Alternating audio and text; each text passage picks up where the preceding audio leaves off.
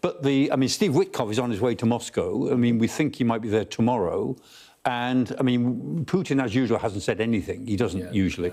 Lavrov has made some clear statements. And the Russians are rejecting everything at the moment because that's their style. And if they make concessions, I always say, they will make concessions at the 59th minute of the 11th hour. And then they'll say, I don't know how I can live with myself. I've made so many concessions. This is the way they do things. So they are very, very tough negotiators. And we'll see if this American team, who are not used to diplomatic negotiation, these are business people. We'll see how they get on. Buddy, isn't he, Witkoff? Yes, absolutely. Yeah, it's a clash of two completely different styles. You know, the property dealer versus the really hard-line diplomat.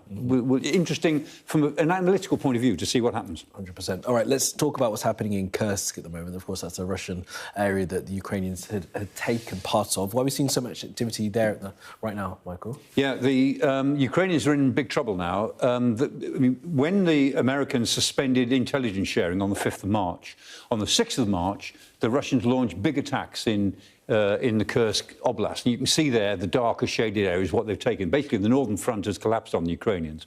The Russians have brought their best units in, some of them, the airborne, the VDV, and the Marines, the naval infantry. So they've got some of the best troops there. They've got 50,000 of them, including some North Koreans who are not terribly effective, but they're there. And the Ukrainians have got about 10 or 15,000. So they're badly outgunned, they're badly outnumbered, and they were blind with the American suspension over the weekend. And so they're struggling for Sudza. That's the centre of the place. Now, we've got some geolocated footage, which we know is true, of the Russians in part of Sudza.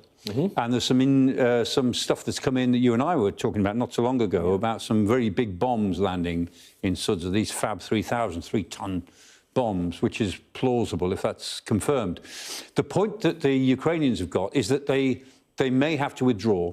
The Russians have attacked south of Plakovo, and they're trying to close the ring behind the Ukrainians in Sudza. Now, that ring at the moment, the bottom of that ring, you see the bottom of that ring, it's about 35 kilometres wide at the moment. So they've still got room to get out. And their flanks are quite short, so they ought to be able to get out in good order. But we'll see. Well, that's the question, because when this happened, Mike, we talked about them getting out in good order. I remember distinctly. Right. Is that still going to be possible at this point, do we think? Probably.